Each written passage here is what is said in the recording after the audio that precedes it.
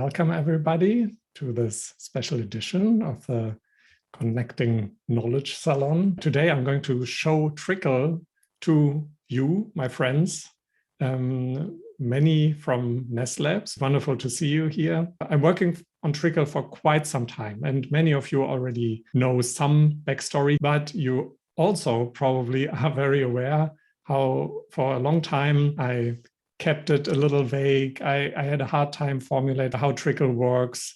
That was mostly because everything was put together by our team. It evolved, and I never felt that it came together until now. We reached the state now where Trickle is not only useful for visionaries and enthusiasts like me, but also for new users that come to the platform. When you go to trickle.app, you can sign up for free and make an account. I always recommend to use a Google account to sign up because that's the quickest way. And then you can basically start. In this short introduction that I'm giving to you, I'm also having here a second browser with a blank account that's more related to what you are going to see. And if you look at my account here, there's already thousands of sources because I'm using it for quite some time. Let me start with a very short introduction to set the stage. For all these years that I'm working on Trickle now, this quote from Buckminster Fuller was guiding me. If you want to teach people a new way of thinking, don't bother trying to teach them. Instead, give them a tool, the use of which will lead to new ways of thinking. I wanted to teach me this way of thinking. This way of thinking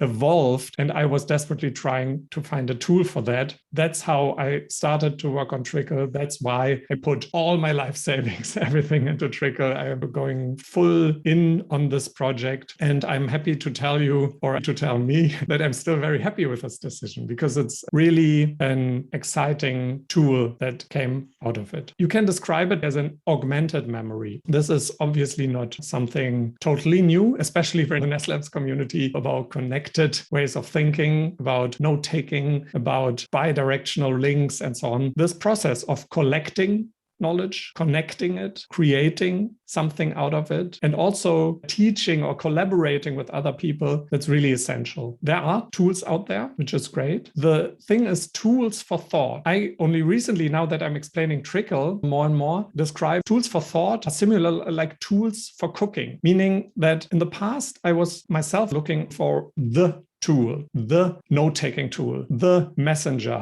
the operating system. But as software is eating the world, there are certain kinds of tools that emerge. New kinds of tools are emerging, and it's up to us to select tools that fit our style and to use different tools for different purposes, especially for knowledge, like also for cooking or building something or these big endeavors that humans do. We need tools, different tools and various tools. Trickle is a tool for thought. And what kind of tool is it? It's not a note-taking tool, right? You can think of it like a bookmarking tool, maybe a little like Pinterest, which has backlinks, which has link connecting functionality. That's the core of it. And actually there's a whole framework behind it, but that's not what I would start with. You can trust that the use of Trickle is meant for you to actually do something with your knowledge, to actually use your knowledge in ways that improves your life, so to not lose your insights, but actually collect them over time and make something out of them. That's a little bit, like collecting your insights in a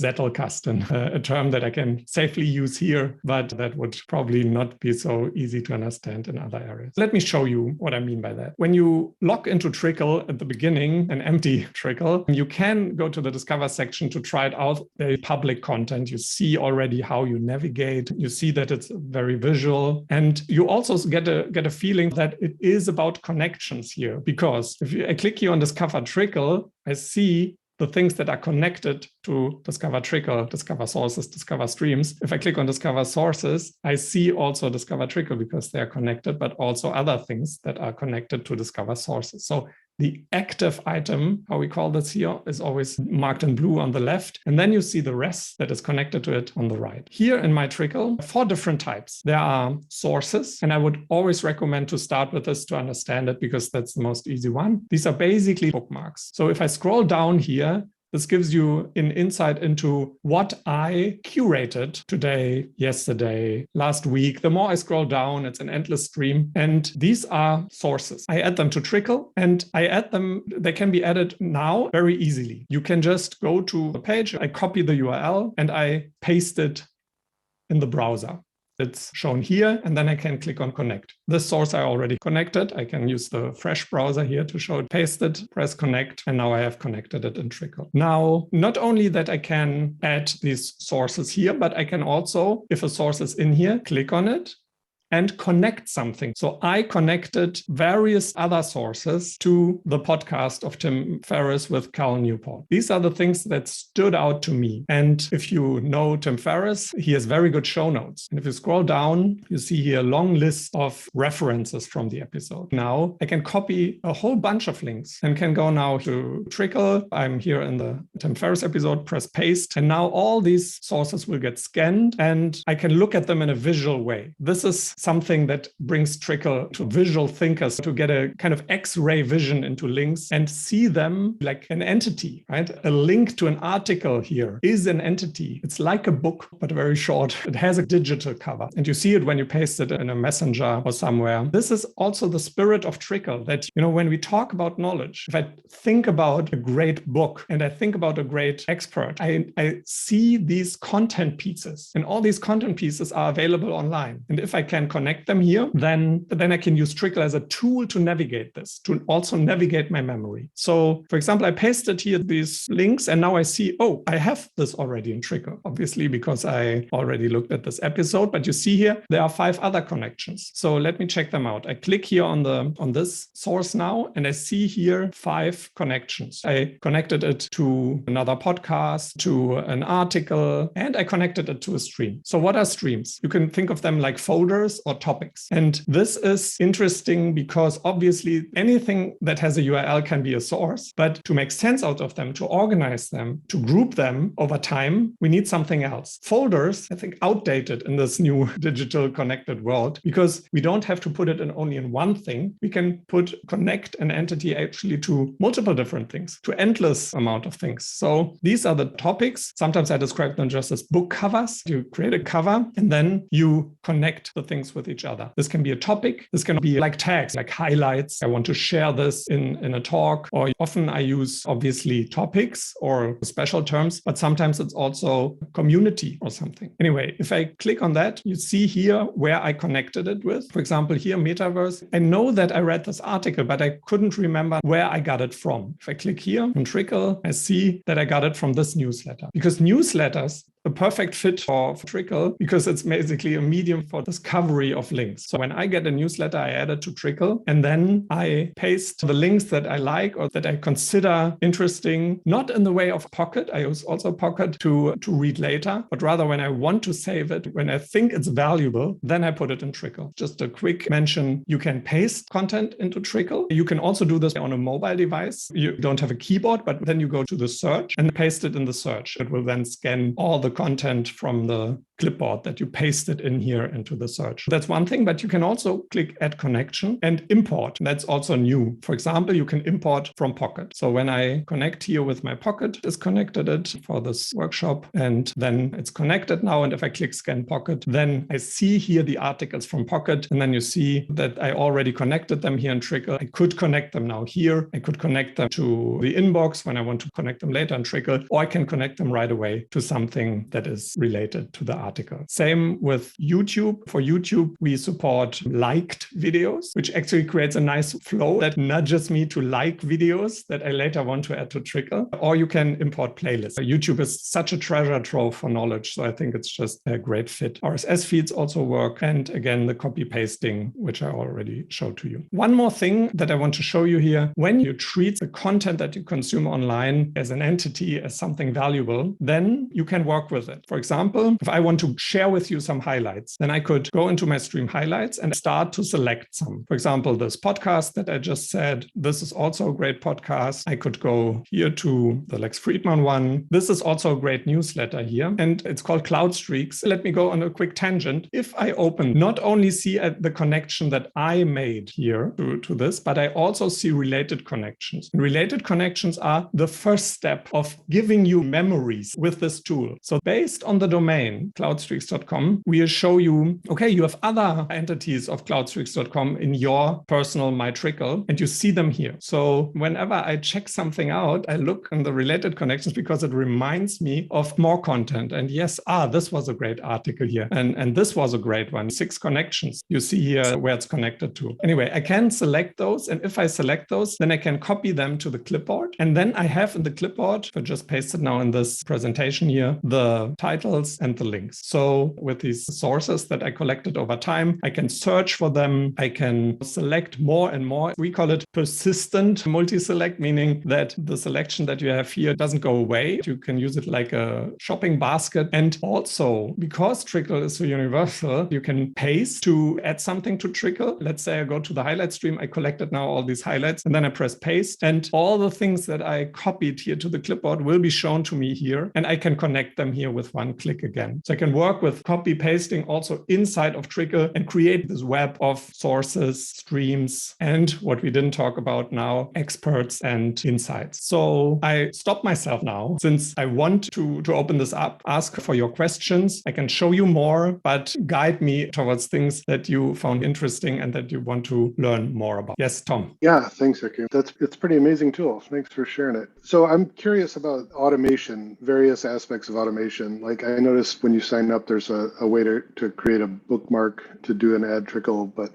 are there plans for a Chrome extension or anything like that? And then also when you copied all those sources and then pasted them, and then you said you could go through and connect each one of them, is there a way to connect all of them at the same time? Yes. So thank you for mentioning also the Bookmarklet. We started with a Bookmarklet. So if you have a new account, you can go to this Trickle It button and you can drag and drop here the Bookmarklet on the browser bar. And then when you are on a page, you can just press Trickle It and it will add it to Trickle. And what's on our roadmap now, since this is all coming together, is a Chrome extension and also a native app for adding content to Trickle, because it's much easier to do it on the sharing sheet than to do it all with copy paste. Even though copy paste is a very powerful tool, I think there's no note-taking system out there where people don't use copy paste to paste links in there, right? You don't type links, you just work with copy paste. But we need better ways to get the content in Trickle. And then once it's in Trickle, so for example, via Bookmarklet or also then browser extension, yes, you can again copy it and then connect it all at the same time. At the moment, you have to click connect. We call this the action menu, and we will have more ways here to connect everything here or disconnect everything here, what you selected. Actually, it's a very powerful thing if you think about it. Once you are using links as keys and work with them in this connection setting, if I could now say, okay, I go to my highlights and now I say I filter for everything Tim Ferriss. Now I select all, and then I go to another stream and say disconnect all Tim Ferriss episodes here. So again, Trickle is a very universal tool like that. And I can only think that the more people are using it, the more use cases will come out of that. And that will lead us to more actions that we want to offer. Filter actions, connect, disconnect, and obviously also basically this could be the basis for an API that you can use in different tools to embed and so on. Yeah, sorry. I hope that's answered the question a little bit, but mostly you see that's the start, and what you just said with more ways to add content to Trickle is definitely on our roadmap. Rika. Thank you for sharing this. I might be getting ahead of myself. You might have just not showed this yet, but I'll just go ahead and ask anyway. I'm sure that there's people on the call also who are thinking about this, like anyone who has used a note-taking app and perhaps gave it up because of it wasn't working. And this thought that I've been thinking about a lot is that information is not knowledge, right? So you have to do something with the information, all the sources, connections. So I'm wondering what features, if any now, does Trickle have that allows you to turn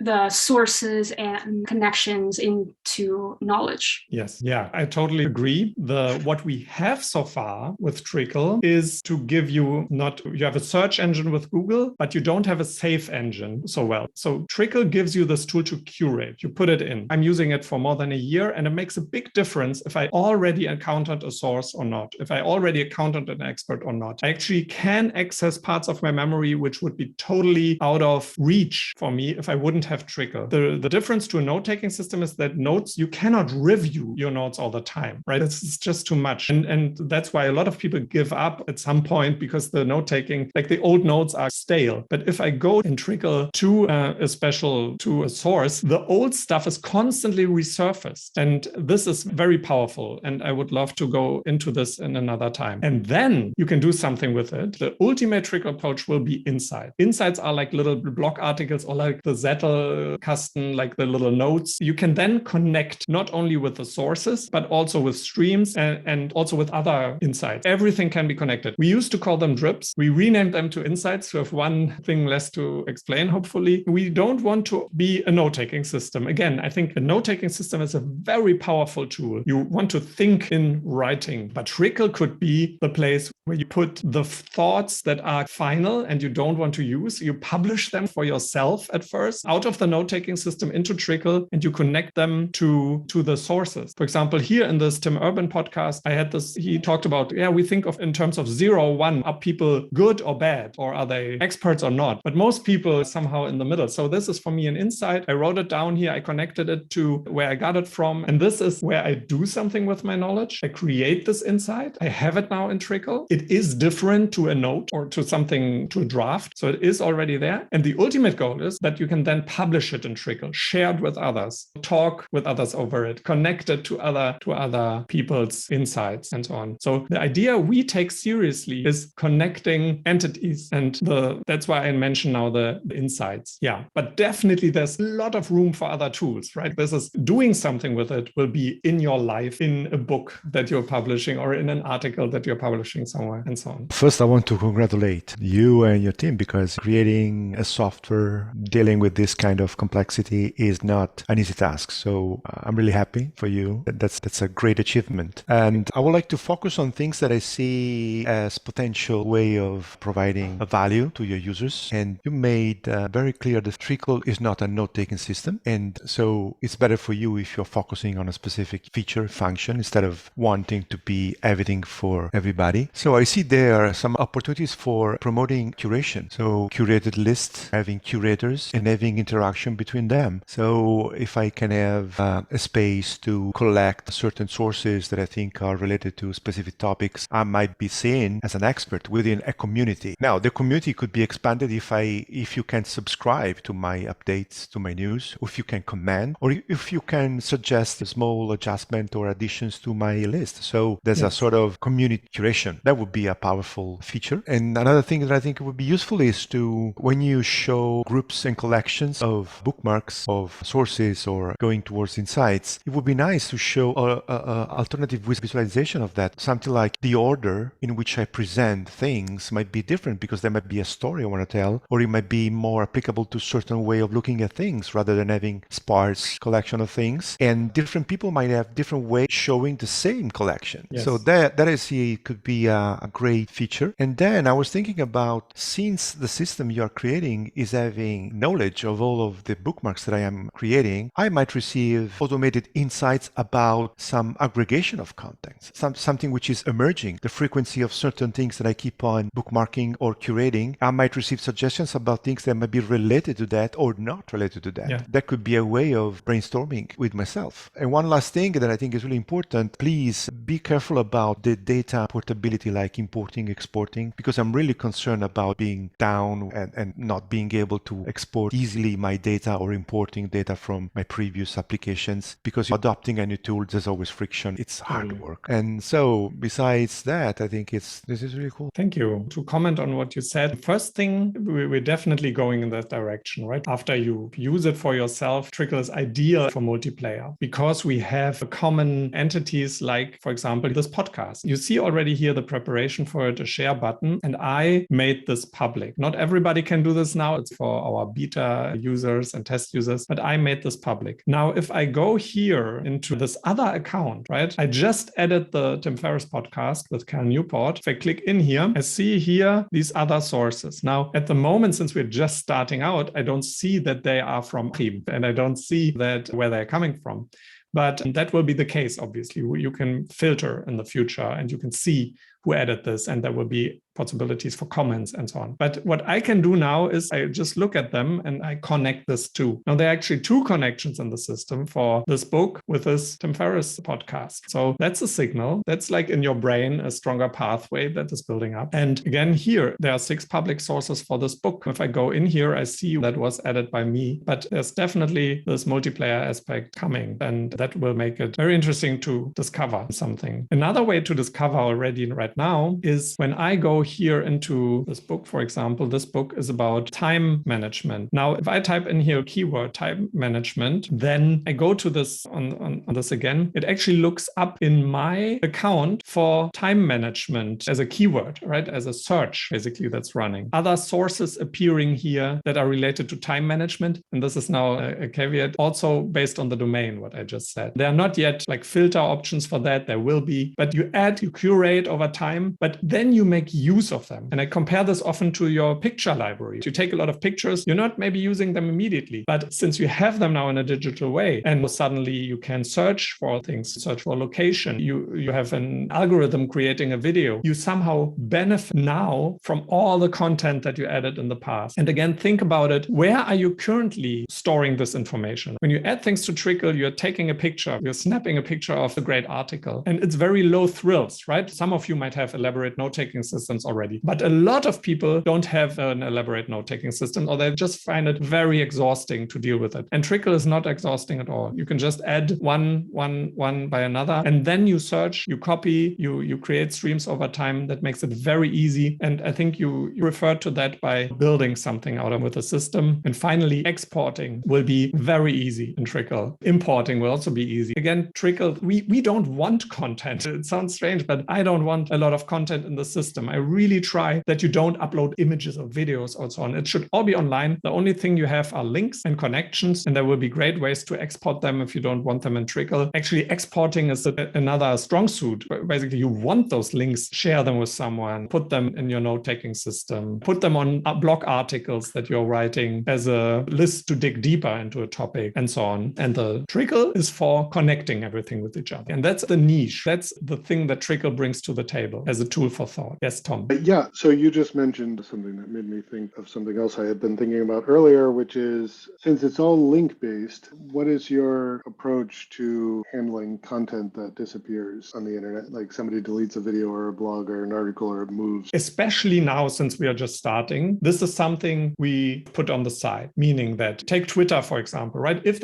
you can add, by the way, tweets, and this is also a great way to add them to Trickle because we are taking even a screenshot of the tweet. Now, that's not the whole content, but it's just meant to make it more visual here. But anyway, if this tweet is deleted, it's deleted. And this is, I think, okay in the way that how the internet is working. If a tweet is deleted, it's supposed to be away. But obviously, there will be people that took a screenshot, for example, or that are talking about this in the past. And that can be connected to this tweet in Trickle and made public. If a website disappears, but there's a copy on another website, that can be connected to the original website. I have these cases sometimes. I click on something, the article is gone. I always find it because I have the visual. I know which article, I have the title, I remember it, so I can search it with Google. I find a copy most likely. Then I connect the copy to this article, and then I'm good again. I have now the one more step in the knowledge graph that leads me to an updated version. So the answer is, at the moment, we are not focusing at all on saving content and archive, but it's still useful to know that this content existed in the past and what the URL was, and there are ways to discover then a copy of that. So I would be open for more questions. If you like, I could talk quickly about experts. When I get a great video, for example, I watched this video here of Ray Dalio. It's related to a book that he wrote, and I learned about that in this podcast, and I remembered that. So I connected this YouTube video that I discovered in my YouTube to the podcast that I already had in here with him and Lex Friedman. And I connected it also to Ray Dalio. An expert means one entry in Trickle for this human being, and we connect all these social profiles, Twitter, LinkedIn, Wikipedia, to this entry. This has also the advantage that no matter if people are on this network or on that, if they are alive or they are dead, you can add them as experts and you can put them in a central place. If you want to have your view of your master teachers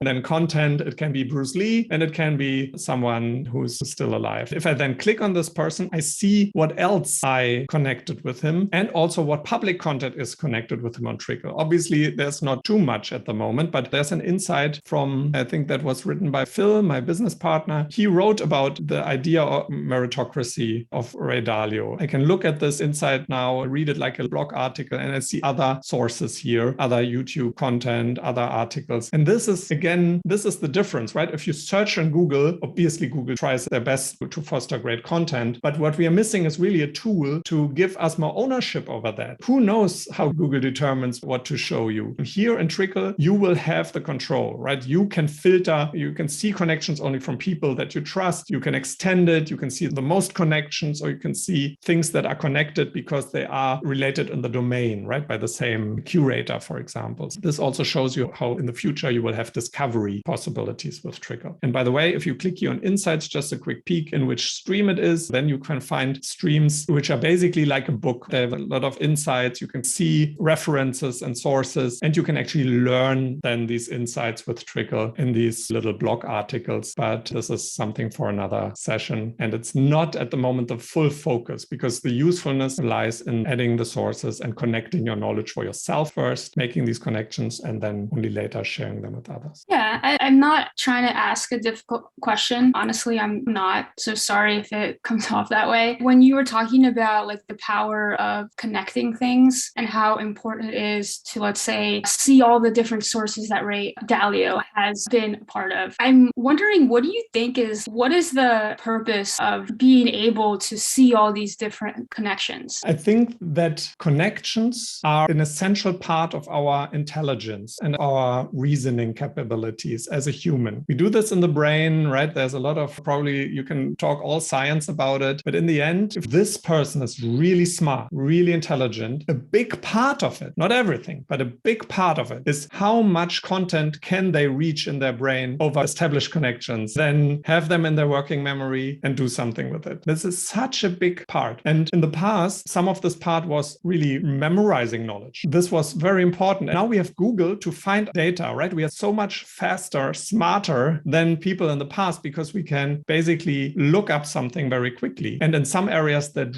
really helps. And you cannot underestimate how much value that brings to you, that you can quickly do some research and bring that up. A part that's missing is to provide you this memory capability, an enhanced memory, an augmented memory capability. If I say now Richard Feynman, you probably came across Richard Feynman quite a few times, but it's really hard for you to recall all that. But if you have a tool like Trickle and you search in your tool for Richard Feynman and look him up, after looking at that, be much more knowledgeable in your answer and in your elaboration. And it's different than typing in Richard Feynman in Google, because that gives you a very public information and not access to your memory. So this is now a long-winded answer, but when I look at my Trickle, if I search for something, I look at this, like immediately a lot of areas in my memory light up that wouldn't light up without this tool. I cannot do this on my own. This tool basically helps me to do this quickly. And obviously, you don't need this tool everywhere, and you don't want to rely only on Trickle for everything. But like your camera for taking pictures, like Google for research, like your note-taking tool, there's great benefit in some areas of your life if you have access to something like that. I have a question, Achim. Yeah. So you are definitely a very advanced user of the tools. Yeah. I'm curious about some examples of your personal daily routine, how these tools helped you in a concrete way. I don't know. It helped me write an article, a blog post, or any type of thing, but could you please provide some concrete use cases for this? Yes. First and foremost, I deconstruct my newsletters and save the content. If I get a newsletter and I see something interesting, I go quickly to the web version, or I read the article, click on a link, paste it in Trickle, and then I immediately make the connection to the newsletter. We have a scan functionality here. It doesn't work every time, but if you click scan, then it shows you again all the articles that are in that web page. It makes it even easier. When I do that, I discover sometimes,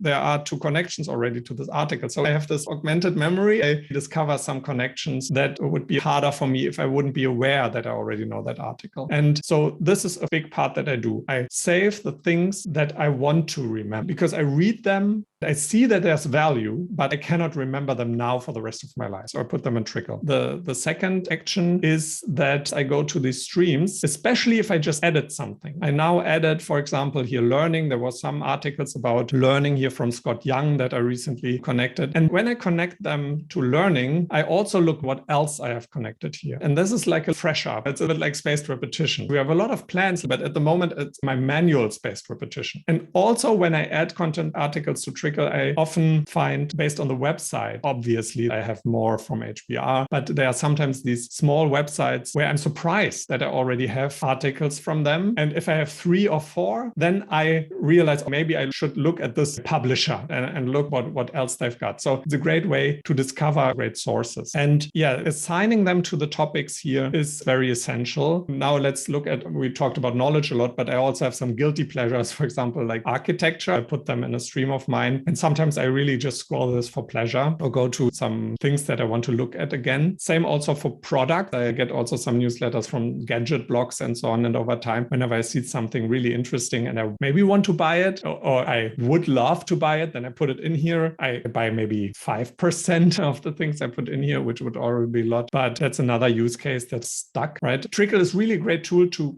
consolidate from any source. You can do YouTube videos on a YouTube list, but what about Vimeo videos, right? Where do you put them? Or what about this Netflix show? I have one watch list where I put things that I want to watch. And obviously there are not only things from Netflix, but also from YouTube or IMDb, sometimes movies. I also have a later list. I connect things to my later list, which I know are great and I want to consume them later. You see the typical problem that I don't catch up so well on them. But the good thing is they don't have this problem of I've got it in pocket, but I don't look at it again because it's like a long to-do list. The good thing here is I also have it connected to other thoughts that I have. For example, Trickle funding. So I connected it there as well. So I have both a later list and working memory and building up knowledge over time in the same tool. And that makes it for me more valuable. But I would use also a later list outside of Trickle to not put in stuff here that I don't really know the quality. Also music, I experimented a little because also Spotify or YouTube videos of great DJ sets, soundtracks that I think are really nice, no matter from Apple or Spotify. I put the links in here and I just have to click and it starts playing. So these are a few use cases that resonate. Yeah, we are hitting the top of the hour. Any more questions? Or if not, then I would think wrap it up now. You were very kind already with your time. Okay, good. So I have a question. Yes, please. Are there any plans, or maybe I missed it in the beginning, for drag and drop functionality? Because I've been experimenting on the side with the app, and for me, it's with the copy and paste that's a bit clunky. So if you just have drag and drop, or I saw you're using Notion as well. There's a really nice Notion importer, not the official one, but the third-party one, or something like that. So I can just really then have it directly automated into a stream. Put this one, have macros, so I can just say this is for stream 1, stream 2, stream 3, and then it shows up immediately in the stream, something like that. Yes, very much. So drag and drop, it will be in the next release. It's basically the same as copy paste, but obviously nicer and also wonderful on an iPad because you can just drag the tabs in there and it's really nice. And yes, a better way to, let's say, just quickly use the Chrome extension to have it in Trickle. Or also there are nice ways with the Notion API that we are considering. Now having the big work, kind of the obstacle that we had to arrive at was having this framework of connections and basically the engine behind it. And now it's easier and easier to build integrations, to build ways to add content to Trickle. I would love that would be an ask if you would be willing to that. Log into Trickle, use it a little bit and tell me like, how do you want to add content there? Like